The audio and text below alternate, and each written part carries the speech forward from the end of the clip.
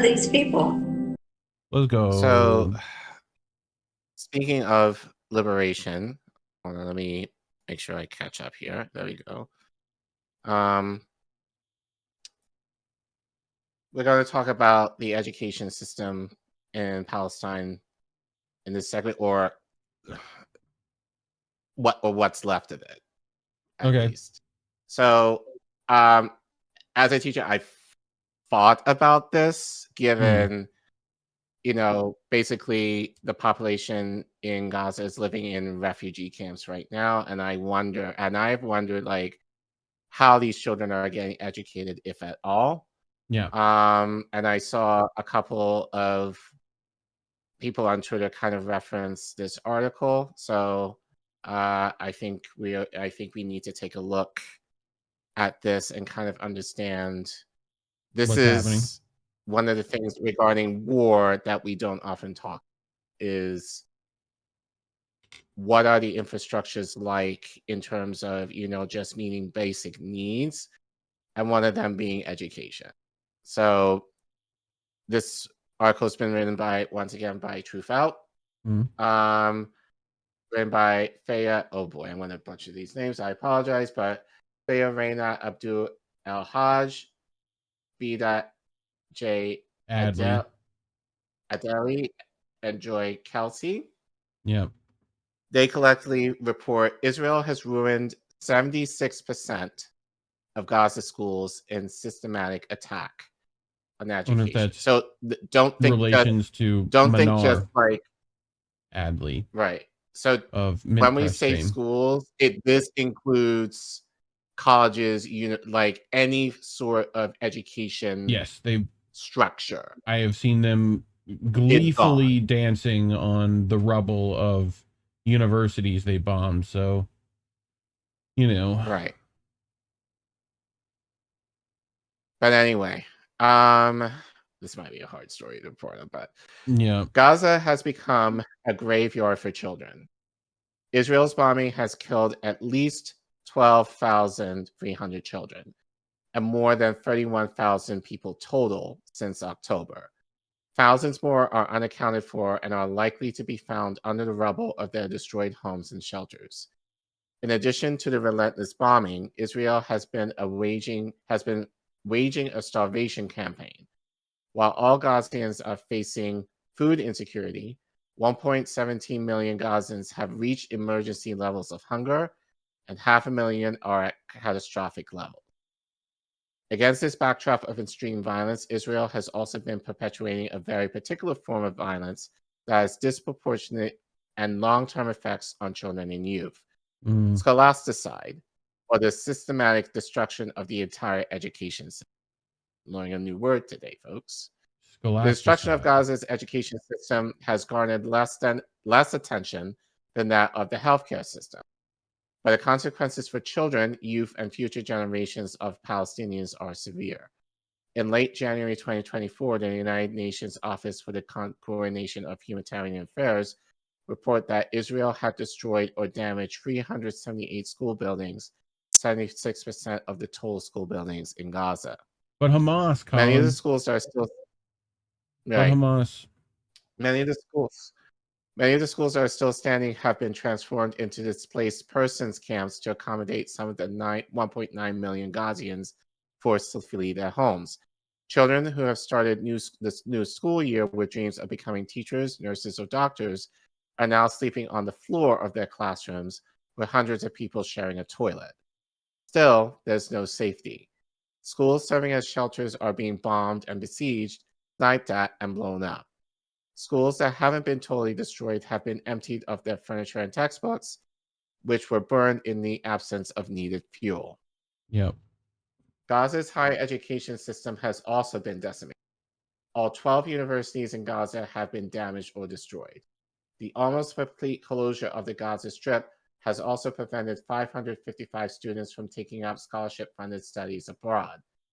Even more devastating, Israeli forces have killed 100 Palestinian academics in Gaza since October 7th. Among them were Professor Soufan Tajeh, killed with his family on December 2nd. He was a prominent scientist and the president of the Islamic University of Gaza, the Strip's leading academic institution. On December 7th, Rifat Al-Arir, professor of world literature and creative writing at Islamic University and the editor of Gaza Writes Back, was killed along with 6 of his family members, with at least one report that he had been informed by the US-backed Israeli forces that he was a target.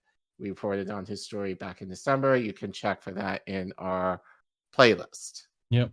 I believe that was I forgot. What was the name of that segment? Shoot, I forgot, but you will definitely find it once. Yeah. If I die, you must tell my story. I think that was the segment was.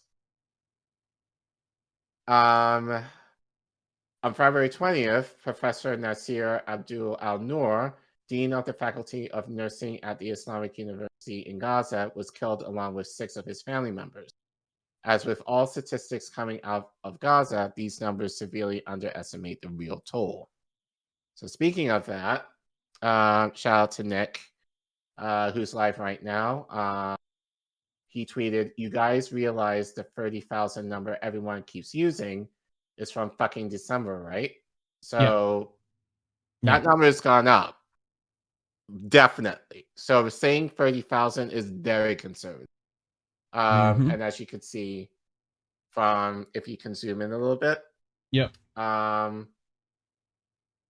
that way. Here you go. Yeah. So at minimum, over 30,000 are killed. Yeah, and this is all the numbers from December. Yeah. 58 wounded. So that number, 104 journalists killed. Almost 2 million dispossessed, right? Like partially destroyed homes at like 200,000. Completely destroyed homes at 67,000. Damaged schools 316. Healthcare facilities at 1,500. Yep. Damaged churches 3. Healthcare professionals 500. Healthcare facilities 164. Damaged mosques 191. Civil defense workers 164. That's like 40 killed on 124 injured. Yeah. So heritage sites 200 almost. So yep. So detained or forcibly disappeared, I think is what it says. 3,000. So yep. And that's just from the 7th of October to December. So right. And everyone pretty much said that those numbers are like conservative even then. Like, so, but yeah. So another point that Nick made, another point people should consider, not sure where he pulled this from, but Gaza intensive you're back. Gaza health officials say they lost the ability to count dead as Israeli offensive intensifies. Sorry, you cut out for just a second. Did you? Oh, I cut off? Okay, sorry. Yeah. So point being, there's more than 30,000 dead. Yeah. And so mainstream media keeps saying 30,000, and been saying 30,000 for the last few weeks, if not months. So again, that's a very conservative estimate, but the number is a lot more than that. But anyway, in January, in response to the video of Israel University being blown up, a UN special rapporteur posted on X, formerly Twitter, that the deliberate destruction of Gaza's education system should constitute a distinct and new crime under international law, educationicide, In fact, Palestinians have been sounding the alarm about this for some. Education aside, or Skalatz aside, speaks to the wholesale and deliberate destruction of Gaza's education system by the Israeli state.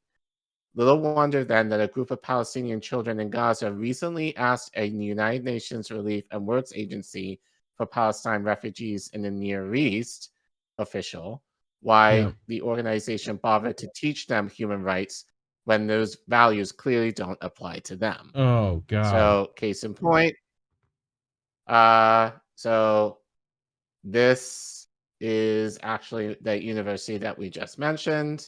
Yeah. In the midst of being destroyed. So short clip, a few seconds, no sound. Cool. Playing, I think. Come on.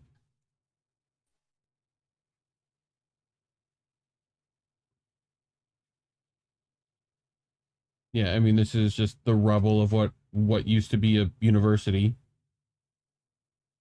So, Yeah. And now it's more rubble. So, you know, already clearly destroyed with no one in it. You know, they felt like even that's too much for them to have. So, but, yep.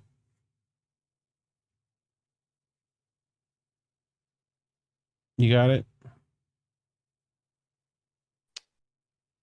Reef, just to let you know, I think my signal is weak. Connection's a little weak. Cool. Yeah.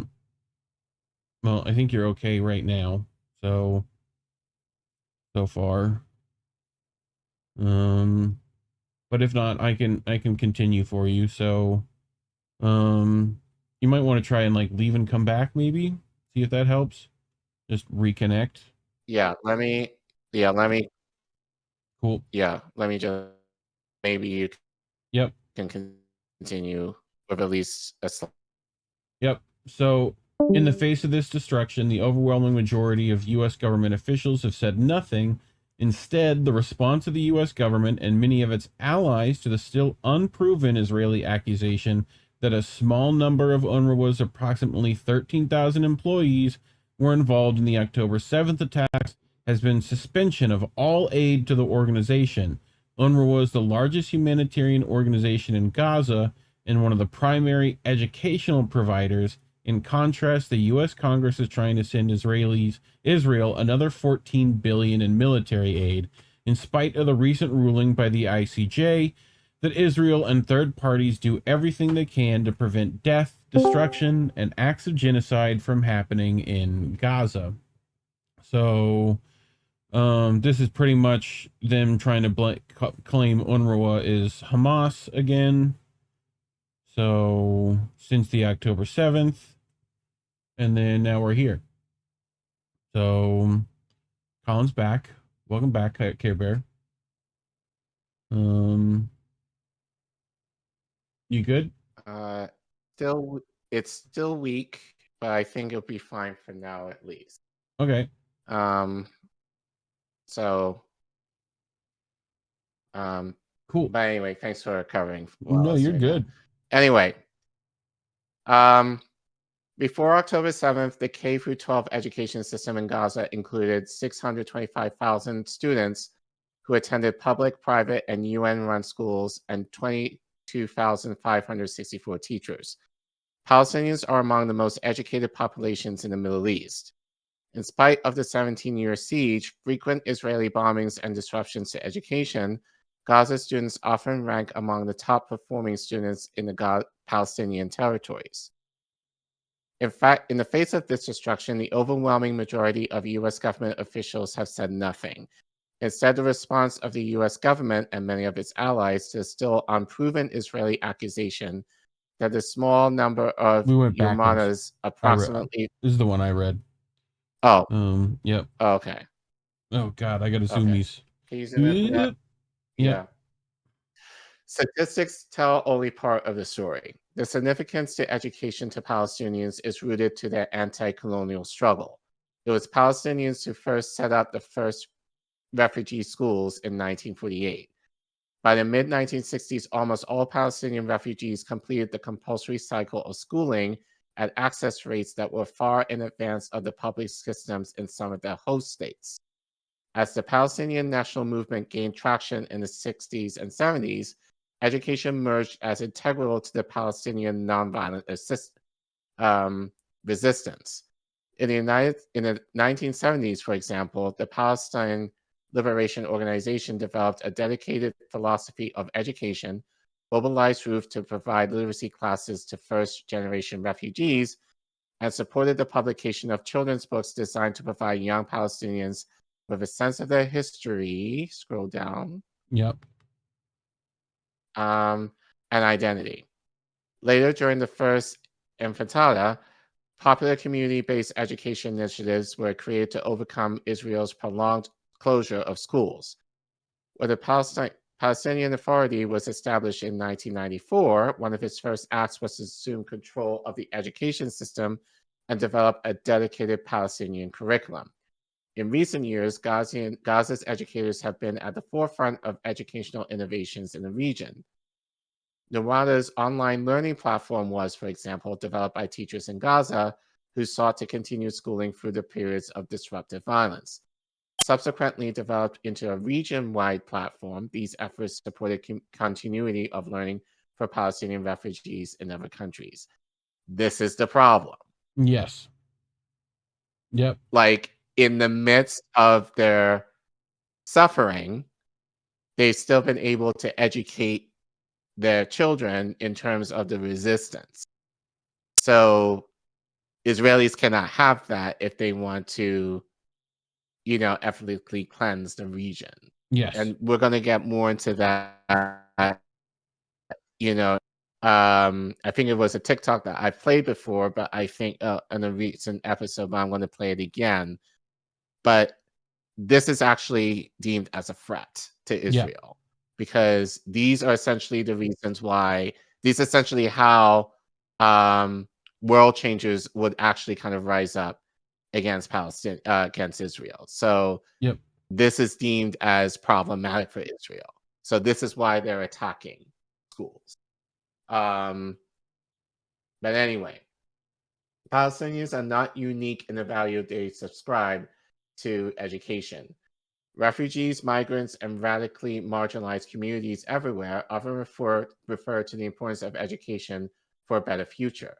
However, the extreme oppression that Palestinians live under, especially those in Gaza, 70% of whom are refugees, lends education a particular importance and urgency. Education and knowledge are portable assets that can transcend dispossession, diaspora, and statelessness. Education is also a key social and cultural institution, one that simultaneously assumes a continuity with the past and an orientation towards a better future. For a population whose history, national identity, and rights have been consistently denied, education has a formidable potential.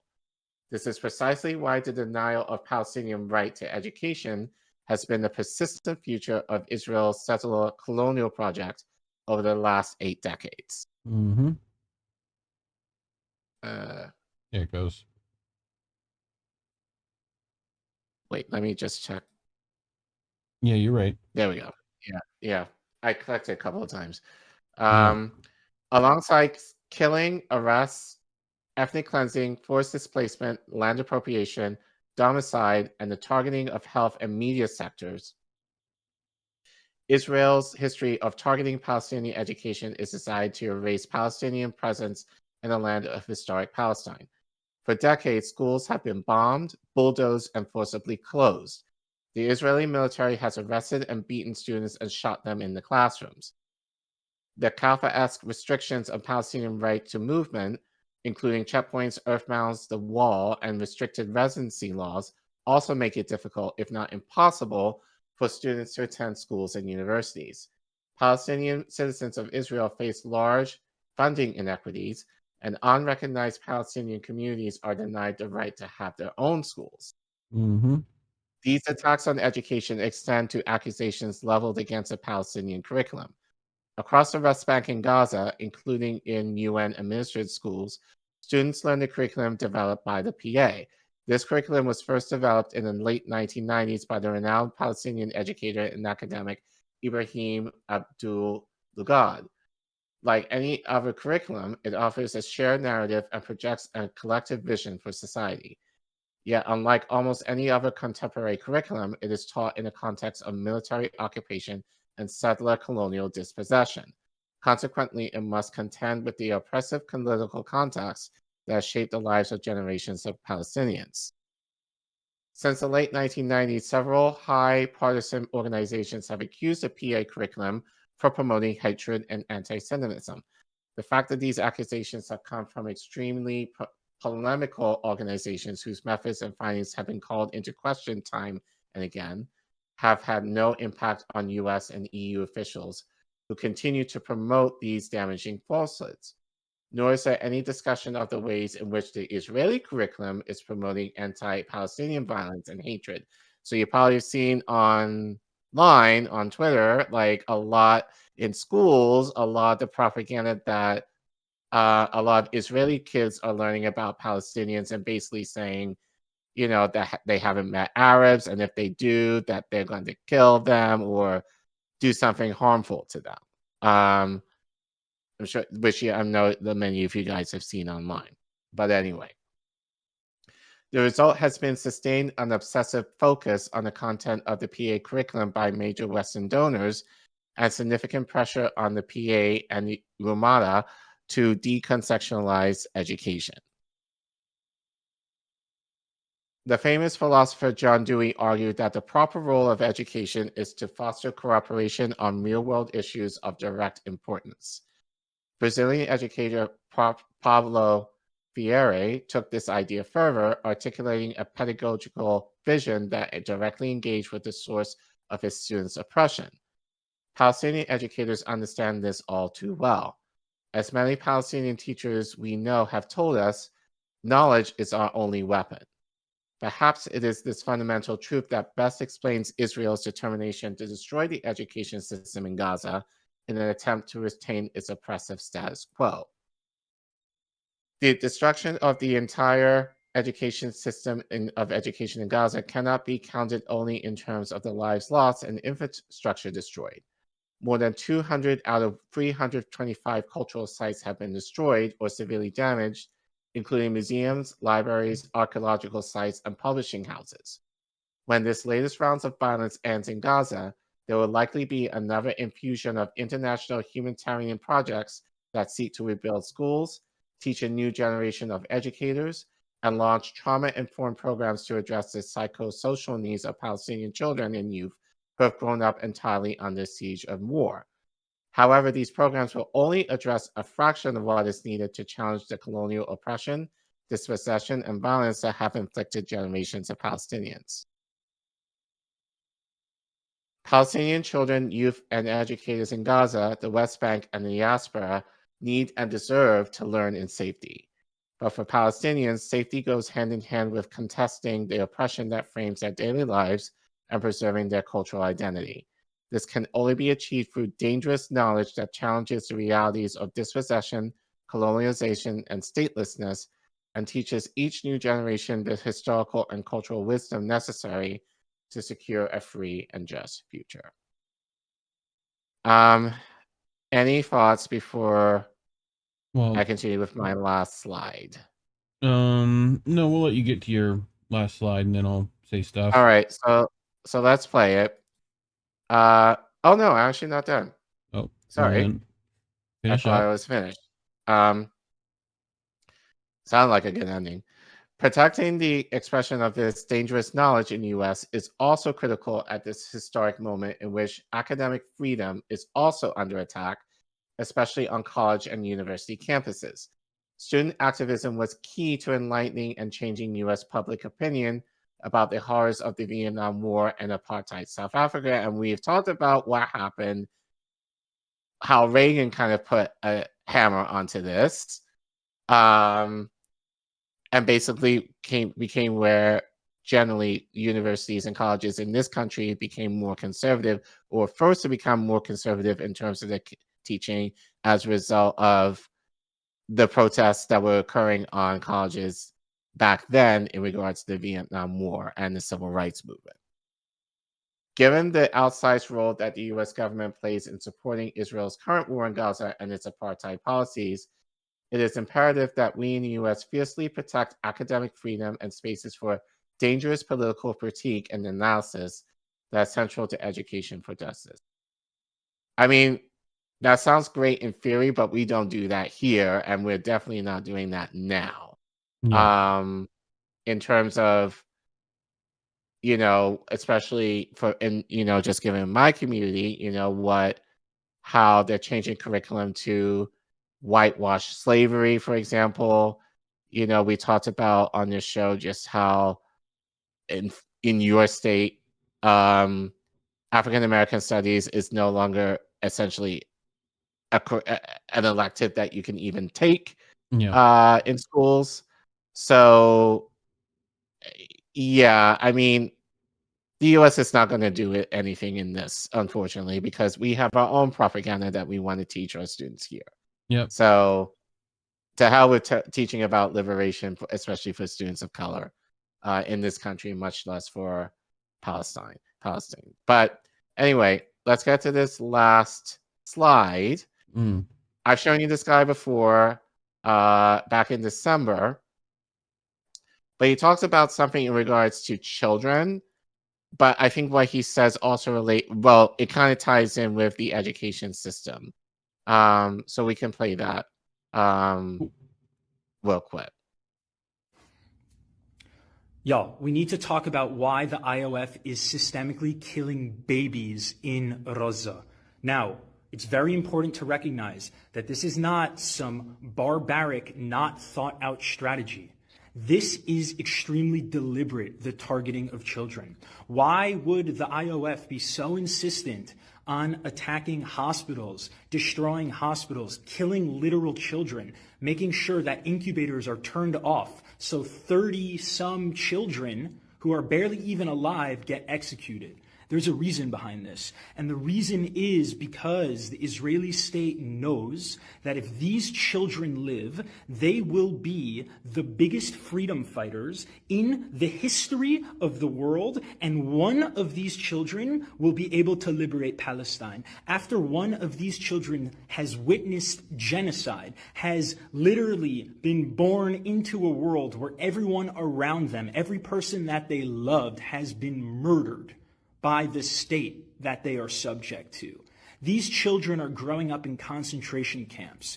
The propaganda likes to talk about terrorism and shit and how Palestinians brainwash their kids in order to hate Israel. Israel knows that it is creating the most hardcore generation of freedom fighters in Gaza right now who are going to dismantle the Israeli state by any means necessary. Even if Israel destroys Hamas, they know that these kids who are being socialized in genocide are never going to forget, and they're never going to forgive what this settler colony did to their family. And they will be the most hardcore freedom fighters and the most hardcore resistance that has ever been created in the history of the world. And the Israeli settler colonial state knows that. So they're trying to eliminate every single one of them so they don't have to deal with the consequences of one Palestinian freedom fighter in Gaza who right now is 3 years old. And in 15 years from now, they will remember how they grew up in a concentration camp and how their family, their bloodline was executed. And they are the lone survivor, that they represent their lineage, and they will avenge the blood of their martyred ancestors. There is no better way to create a freedom fighter than to systemically eradicate someone's family. And the Israeli settler colony knows that if any of these kids survive, one freedom fighter from Gaza who was socialized and born in a concentration camp, whose family was murdered, whose ancestors were displaced, They know that these kids literally pose the single greatest threat to the Israeli settler colony, and that one Palestinian survivor from Gaza will be able to liberate Palestine. That's why they're killing so many kids. That's why.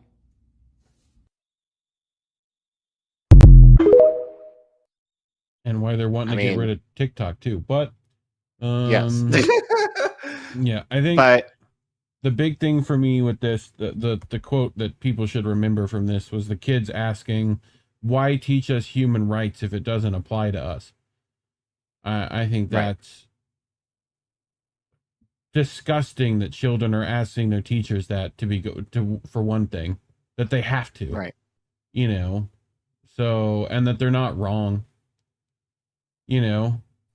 No, they're not wrong, but I would argue we don't teach liberation here. And for me, being as a teacher, right, for the same reasons, like to be damned to have children be aware of how fucked up our government is and have them rise up too.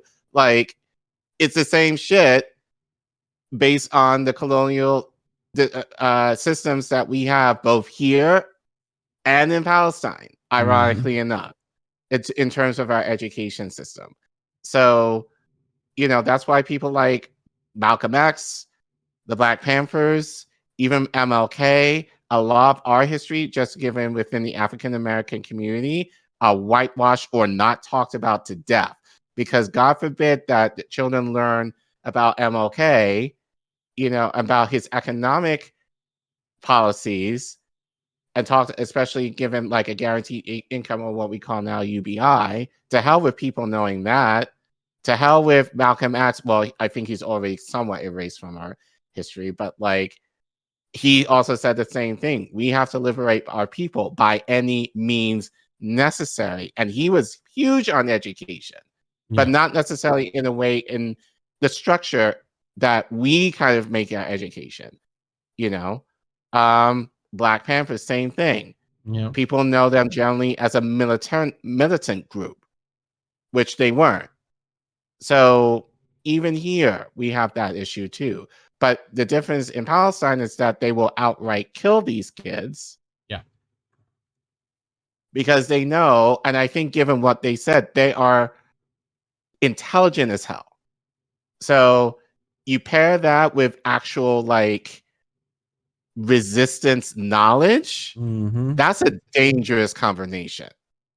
And Israelis can have that if they want to continue this project of the colonial project to ethnically cleanse the region. So this is why it's very significant, and I think, as you said, disgusting that they're willing to basically destroy the very systems by which children have the means to be educated and learn, and especially given their history, to essentially, I say that because in a way I feel like they're going to be radicalized more, if anything else. I think it's just going to have more of the ironic effect that I think Israeli, but I think not even that, the youth here are seeing what's happening and are becoming more radicalized as a result of what's happening in Gaza. So yeah, I think we may not have books, we may not have schools, but we have social media. And as you said, that's why they want to ban TikTok for that very reason too. You know, because again, God forbid that people get radicalized here, that they actually want to do something more beyond what we're doing right now. Yeah. No, I couldn't agree more. It sucks. And it's why they do everything in their power to stop it. And they tend to fuck with people's money first because that affects us the most in a capitalistic society. But, you know, that's why we're demonetized on YouTube. So to super chat us, you have to go to ko-fi.com/Indie News Network or scan the QR code on your screen now. Or if you're in the live chat, you can press !donate and you'll get a nice fancy link to that. Look at that. We got the technologies working for us. And if you can't give monetarily, just like and subscribe, hit the share button. Very easy stuff for you to do and helps out a lot. We're heavily suppressed, and any little bit helps. Help us get to 2K. We're getting there. What are we at now, Collin? Still 1.8 something? 1.86.